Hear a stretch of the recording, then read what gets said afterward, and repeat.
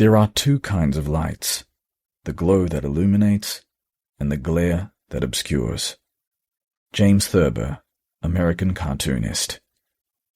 Change. Seek, and ye shall find. Ask, and ye shall receive. Knock, and it shall be opened unto you. Matthew chapter 7, verse 7, Standard English Version Bible.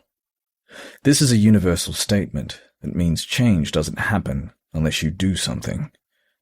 It means that you must do some self-inquiry, learn to see things differently, more clearly, and then act upon a plan. Change is not about ability, but the level of motivation and desire to make the change. This desire will make you search out what is needed to make you better. The ability to do so comes from the accumulation of knowledge, applying that knowledge correctly in a productive way, and making mistakes and learning in the process. We learn through experimentation and making mistakes. Rarely does everything work the first time you try. To give up because of this is inadvisable. To make personal changes, you must practice and refine and distill the target of your intention until you get the product that you want. It is also about competing and striving to be the best. It does not matter if you are not the best, as long as you are striving to be the best that you can be, is all that is important. The outcome will take care of itself when you do this. Even though we want outcomes, and we need to have them as our goal, we want the focus to be on the process instead of outcomes. Think of playing a football match.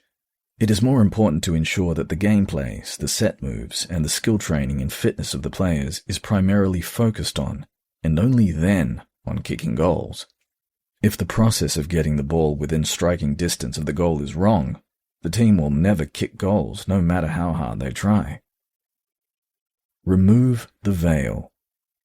For this process to be productive, you need to see clearly by starting with asking yourself, why do you do what you do? Ask yourself this question, and when you have the answer, ask yourself if you are happy with it.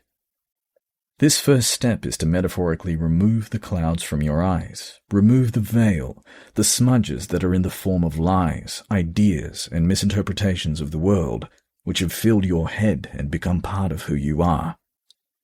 This will require reflection and analysis, and can be painful. These ideas have been put there as you have grown up, by the people around you such as friends or family, and from influential figures that you looked up to for guidance, and a map to illuminate the path of the big world around you. Even as an adult, you will take on ideas and beliefs from work colleagues, social media, and other mediums of information to suit your narrative. You must be open and accept the thought that not all these ideas are accurate or true, and that they may have misled you. This may not be deliberate. Rather, it is because we as humans accept ideas unquestioningly from people we believe to be authority figures. We forget or do not understand that people have ideals based on perspectives of reality, which does not necessarily mean that it is reality. Therefore, it is called a perspective of reality, and is not necessarily factual. The of means that perspective and reality are distinct from each other. It is only a perspective and not necessarily correct.